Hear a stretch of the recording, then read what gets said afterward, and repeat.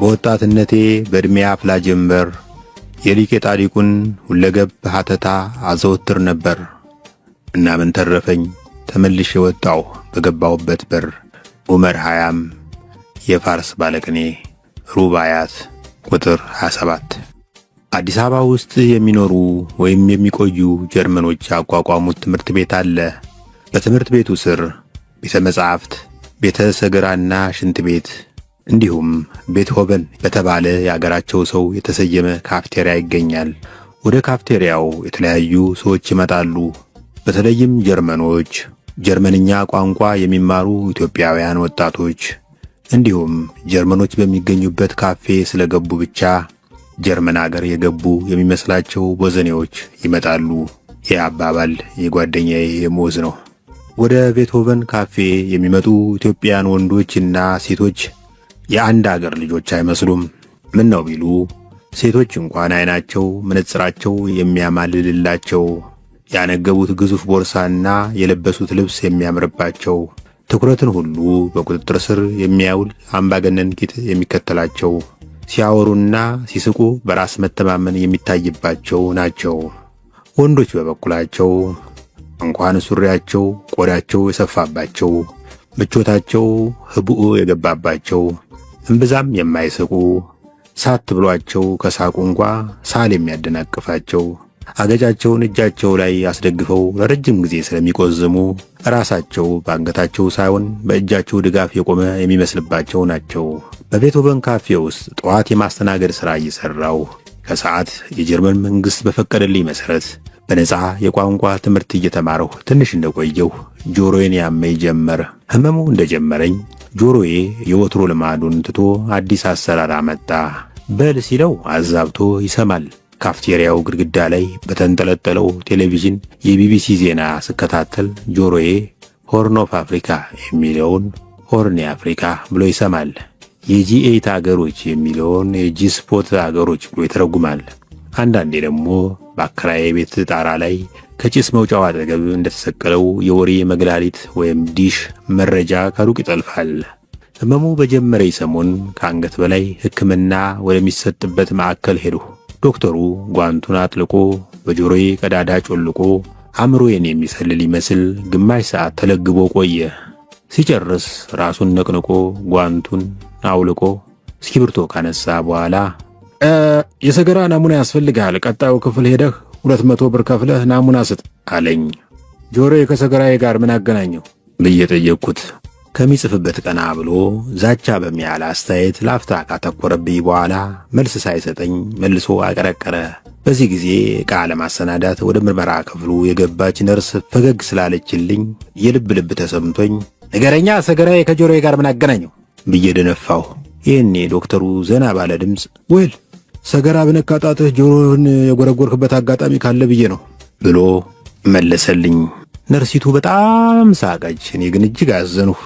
ቢቸግረኝ ያለሁበትን ሁኔታ ለታታሪው ተስተናጋጅ ለምዑዝ አዋየሁት። በልጅነትህ አባትህ ጆሮ ግንድህን በጥፊ መጥቶ ያውቃል ሲል ጠየቀኝ አንድ ቀን። ለማስታወስ ሞከርሁ።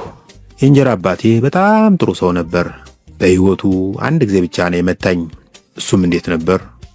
አዎ በልጅነቴ ልጅነት አታሎኝ በጎችን በግጦሽ መስክ ላይ በማሰማራት ፈንታ ከጓደኞቼ ጋር ኳስ በምንጫወትበት ሜዳ ጠርዝ ላይ አሰማርቻቸው ርቀው ለመሄድ ሲሞክሩ ግብ ጠባቂነቴን ትቼ የግቡን ችካል ነቅዬ እየመለስኳቸው፣ በጎችም ቢጨንቃቸው የሚግጡት ነገር ቢቸግራቸው ኳስ እንመልከት ብለው ኳስ ጨዋታ ሲመለከቱ ውለው ሲመሽ መራባቸውን አባቴ እንዳያስተውለው በድብቅ ነድቻቸው ጉሮኗቸው ውስጥ አስገብቼ ዘጋውባቸው። የበጎች ቅንነት በወንጌል ውስጥ ብቻ ነው። ጉሮኗቸው ውስጥ ቢገቡም ተርበናል ለማለት አፋቸውን ወደ እንጀራ አባቴ መኝታ ቤት አነጣጥረው ዮሮሮ በአአታቸውን አቀለጡት። የእንጀራ አባቴ ለበጎችም የሳር አባታቸው ነውና ክሳቸውን ሰምቶ ከወገቡ በታች ጋቢ አገልድሞ ከመኝታ ቤቱ ወጥቶ በጎች እየጮኹ ነው አለኝ በቀዘቀዘ ድምፅ። እየሰማኋቸው ነው አልኩት። መጮኻቸው ምን ይገልጻል? ቀጠለ። ያው መጮህ እንደሚችሉ ይገልጻል ብዬ መለስኩለት። ወዲያው በእንጀራ አባቴ ፊት ላይ ንዴት ተስሎ ሳይ ለመሮጥ እግሬን አቀባብዬ ስጠብቅ እሱ ወደ መጣበት ዞር ብሎ ተራመደ። ይህኔ ንዴቱን በእንቅልፍ ለማሳለፍ ቆርጧል ብዬ ስዘናጋ ድንገት ዞር ብሎ ክንዴን ለቀም አድርጎ ከያዘ በኋላ አንዴ በኃይል መታኝ። ነገሩ ብዙ ዘመን ስላለፈው ምንን እንደመታኝ ረስቼዋለሁ። ታዲያ እኔ ከረሳሁት ለምን ራሱን አልጠይቀውም ብዬ የእንጀራ አባቴ ወደሚኖርበት ደብረ ማርቆስ ለመሄድ አውቶቡስ ተሳፈርሁ። ደጀን ላይ ስደርስ ግን ቂጤን በካልቾ እንደመታኝ ትዝ አለኝ። ተመለሱ። ቀጥዬ ችግሬን ያዋየዋት በአስተናጋጅነት አብራኝ የምትሰራውን ጓደኛዬን መክሊትን ነው። ተማሪ በነበርክበት ጊዜ አስተማሪህ ጆሮ ግንዳ አካባቢ በጥፊ መጥቶ ያውቃል አለችኝ። በፍጹም መምህሮቼ ለምን ይመቱኛል? በትምህርት ሰነፍ አልነበርሁም። እንዲያውም እነሱ ከጠየቁኝ በላይ ጨምሬ መልስ እንደነበር አገር ያውቃል። ለምሳሌ የምድር ልኬት መምህሬ የራስ ዳሽን ተራራ ቁመት ስንት ነው ብለው የጠየቁኝ እንደው ሰሞኑ ረዝሞ ካልሆነ በቀር ያለፈው መጋቢት ከባህር ጠለል በላይ 400 ሜትር ከፍታ ነበረው ብዬ መልስላቸዋለሁ። አቅፈው ይስሙኛል። ትንሽ የሚያዳግቱኝ የትምህርት አይነቶች ቢኖሩ መዝሙርና ስፖርት ናቸው። በእነዚህ ትምህርቶችም ቢሆን ጆሮ ግንዴን በጥፊ እስከ ማስመታት የሚያደርስ ውጤት አልነበረኝም። የመዝሙር መምሬ አንድ ቀን ሳንጎራጉር በጥሞና ከሰሙኝ በኋላ ተሰጥኦዬ የጉሮሮ ሳይሆን የመዳፍ መሆኑን ገልጠው ጓደኞቼ በህብረት ሲዘምሩ እኔ በጭብጨባ ብቻ እንድሳተፍ መከሩኝ። ስፖርት አስተማሪያችን በበኩላቸው ወደ መስክ ይዘውን ይወርዱና በተሸበለለ አዲስ ዘመን ጋዜጣ ወዲያ ማዶ እየጠቆሙ ያን ግራር ዞራችሁ ተመለሱ ይሉናል። ግራሩ ላይ ደርሰን እስክንመለስ እሳቸው የዕለቱን ርዕሰ አንቀጽ የማንበቢያ ፋታ ያገኛሉ። እኔ ብዙ አቅም አልነበረኝምና ትንሽ ሮጥ እንዳልሁ ከቀበቶ ማሰሪያዬ ግድም ያደፈጠ ውጋት ጠቅ ያደርገኝና እጆቼን ወገቤ ላይ አኑሬ እቆማለሁ። መምህሩ ይህን ቢያዩ ተማሪዎች በሁለተኛው ዙር ሩጫ ግራሩን ትተው እኔን ዞረው እንዲመጡ ሐሳብ አቀረቡ። በዚህ አይነት የቤተሰብና የትምህርት ቤት ትዝታዬን መርምሬ ጆሮዬ ላይ የሚያደርስ ነገር ባጣበት ሌላ መልስ ፍለጋ ሄለን ዘንድ ሄዱ። ሄለን ጀርመንኛ የምትማር የካፌያችን ደንበኛ ናት። ከባድ የጦር መሳሪያ በቅርብ ርቀት ጮህብህ ያውቃል ብላ ጠየቀችኝ። ይህ ጥያቄ ከጦርነት ጋር የተቆራኘውን ትዝታዬን ያሳስበኛል። 12ኛ ክፍል ስደርስ ከአንዲት ተማሪ ጋር የአይን ፍቅር ያዘኝ። ልጅቱን መጠየቅ መምህራንን እንደመጠየቅ ስላልቀለለኝ ዝም ብዬ ስደናበር ማትሪክ ወደቁ። ይህ በእንዲህ እንዳለ አገራችን በድንበር ውዝግብ ምክንያት ከጎረቤት አገር ጋር ጦርነቱ ስለገባች በእግረኛ የጦር ክፍል ለመዝመት ተመዘገቡ። ለምን ለመዝመት እንደወሰኑ እስካሁን በውል አልተገለጠልኝም። ምናልባት ማትሪክ በመውደቄ ያጣሁትን ክብር በአርበኝነት ክብር ለማስመለስ ይሆናል። እናቴ ለመዝመት ማቀዴን ስትሰማ በድንጋጤ ትወድቃለች ብዬ ስላሰቡ ከኋላ ደግፎ የሚያስቀራት ሰው ሁሉ አሰናድቼ ነበር። እናቴ እግሬ ላይ ወድቃ ጎረቤቱን አገሩን አስተባብራ ታስቀረኛለች ብዬ ተስፋ አድርጌያለሁ። እንዲያ ከሆነ ሊዘምት ፈልጎ ነበር፣ ነገር ግን የእናቱ ፍቅር ከዘመቻ አስቀረው ተብዬ የእናትንም የእናት አገርንም ፍቅር ጠቅልሎ የያዘ ስመጥርነት እቀዳጃለሁ ብዬ አሰብሁ። ይሁንና ያሰብሁት አልሆነልኝም።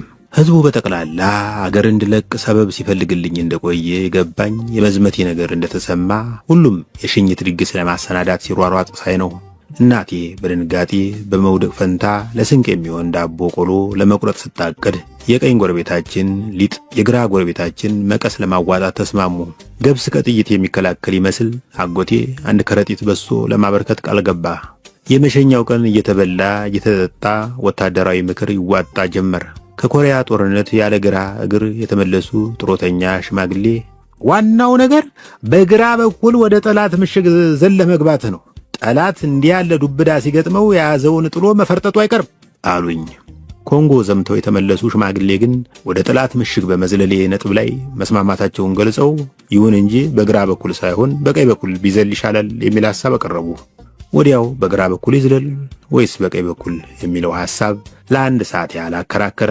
ክርክሩ መቋጫ ሳይገኝለት ስለመሸ ሽማግሌዎችም ስለደከማቸው በተመቸኝ አቅጣጫ በኩል እንድዘል ወስነው ወደ ቤታቸው ሄዱ። በመጨረሻ ላይ ሲሰናበቱኝ በአንገቴ ዙሪያ እንደ ቡዳ መድኃኒት ተጠምጥመው ያለቀሱት መሪር ለቅሶ የሚሄድበት ዘመቻ ወደ ምሽግ ከመዝለል የከፋ ነገር እንዳለበት አመለከተኝና እኔም ጦሽ ብዬ አለቀስኩ። አንባቢ ሆይ እኔ አገሬን ወዳለሁ። አገር ሲኖር ነው የሻይ ማለቢያ ማሽን የሚኖረው። የሻይ ማለቢያ ማሽን ሲኖር ነው አስተናጋጅም ተስተናጋጅም የሚኖረው። ያም ሆኖ የአገርን ሉዓላዊነት በደም ማስጠበቅ በሚለው አላምንም። ከሚገረዝበት ቀን በቀር የወንድ ልጅ ደም እንዲፈስ አልፈልግም። እንዲህ ስል ግን የአገር ዕጣ ፈንታ የሚወሰነው በማሸነፍና በመሸነፍ መሆኑን ዘንግቻ አይደለም። ግጭት አይኖር የሚል ደደብም አይደለሁም። ቦታ ከጠበበው እንኳን አገርና አገር ብርጭቆና ብርጭቆም ይጋጫል። እኔ የምለው የተሻለ የመሸናነፊያ መንገድ ይኖር ነው። ለምሳሌ ሁለት አገሮች በድንበር ቢጣሉ ከአወዛጋቢው ድንበር 42 ኪሎ ሜትር ርቀት ላይ ወታደሮቻቸውን ያሰልፉና ወደ ድንበሩ አቅጣጫ እንዲሮጡ ይዘዟቸው። ቀድሞ ሮጦ ወደ ድንበሩ የደረሰውን ወታደር ያሰለፈች ሀገር አወዛጋቢውን መሬት ትውሰድ። የለም ያለ ጠብ አይሆንም ከተባለ ደግሞ ወታደሮች ከባድ መሳሪያቸውን ትተው ትግል እንዲገጥሙ ይደረግ። ብዙ ወታደር የተዘረረባት ሀገር አወዛጋቢውን መሬት አሳልፋ እንድትሰጥ ይሁን። መቼም ይህን አሰብኩት እንጂ ለባለስልጣኖች አልተናገርሁትም። ይህን ከመናገር ይልቅ ወደ ማሰልጠኛ ጣቢያ ይዞን ከሚሄደው የጭነት መኪና ላይ ወደ መሬት መዝለል ቀለለኝ። ያኔ መሬት ያረፉት በጆሮ ግንዴ በኩል ይሆን እንዴ?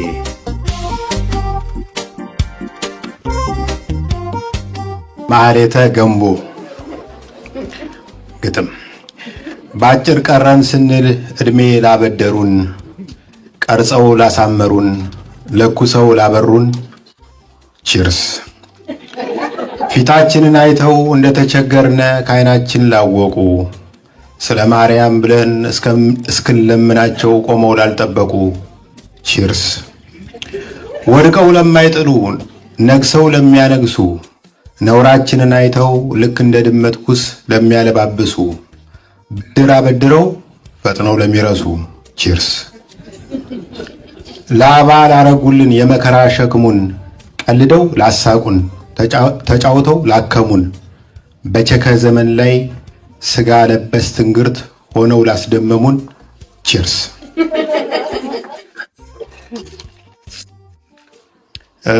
በጣም አጭር ወግ አነብላችኋለሁ።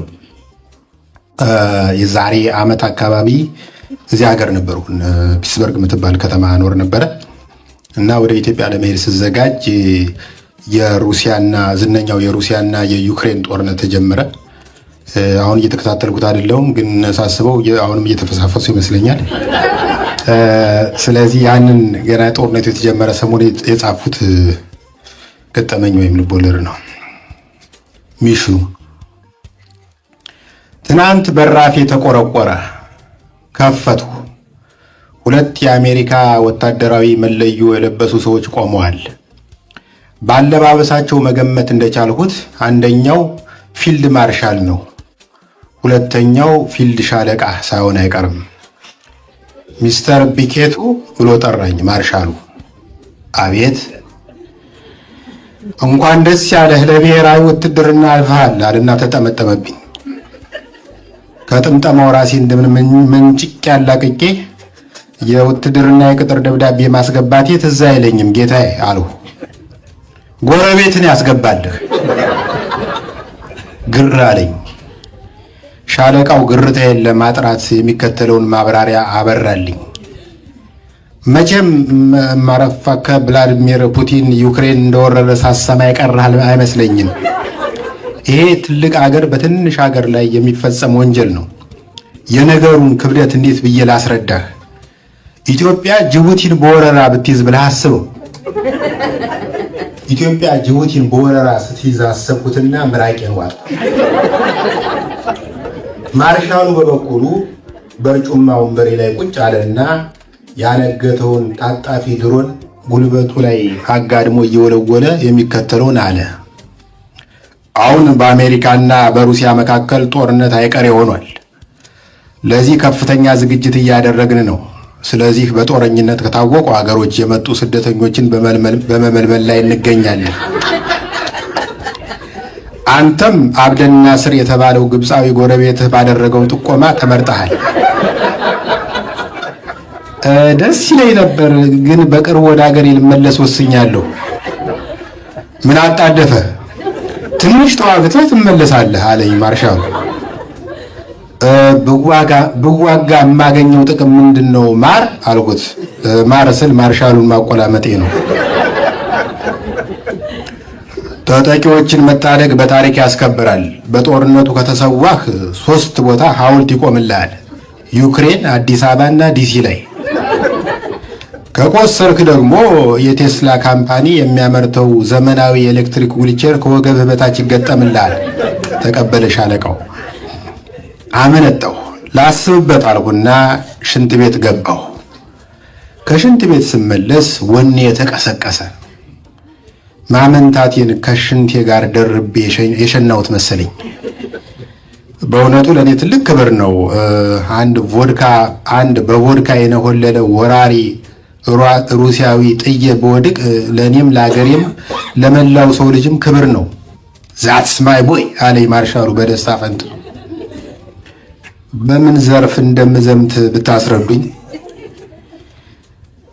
አየር ወለድነት ይመቻል አለ ሻለቃው። ከልብ ወለድ ወደ አየር ወለድ ትንሽ አይከብድም? ቀለል ያለ ነገር ፈልጉልኝ እንጂ። ብረት ለበስ ላይ እንዴት ነህ? በልኬ የተሰፋ ብረት ከተሰጠኝ አሳምሬ ለብሳለሁ። ሻለቃው ትንሽ ካሰላሰለ በኋላ በመድፈኝነት ዘርፍ ትመደባለህ፣ መድፈኛው ሲተኩስ አንተ ጥይት ታቀብላለህ በማለት ወሰነ። የመድፍ ጥይቱ ራሱ ከሱ ቁመት ይበልጣል፣ ሊሆን አይችልም አለ ማርሻሉ። ሁለቱ መኮንኖች ትንሽ ተጨቃጨቁ። የደሞዙ ነገር እንዴት ነው በማለት አቋርጥኳቸው። በወር $10,000 ከነ ጥቅማ ጥቅሙ። በቃ ጥቅማ ጥቅሙን ብቻ ስጡኝና ዩክሬንና ሩሲያን ላደራድራቸው። በጣም ተናደው በሩን ከፍተው መውጣት ጀመሩ። በር ላይ ቆሜ ቤተሰብ ማስተዳደር ሰው ነኝ፣ ብዙ ሪስክ የሌለው ሚሽን ስጡኝና ልወጣው ብዬ ጮሁ። በራፌ ላይ ያቆሙትን ታንክ አስነስተው ከመሄዳቸው በፊት የሚከተለውን ብያለሁ። ዲሲ የሚገኘውን የሩሲያ ኤምባሲ ላይ ድንጋይ የሚወረውር ሰው ከፈለጋችሁ ደውሉልኝ። በጣም አመሰግናለሁ።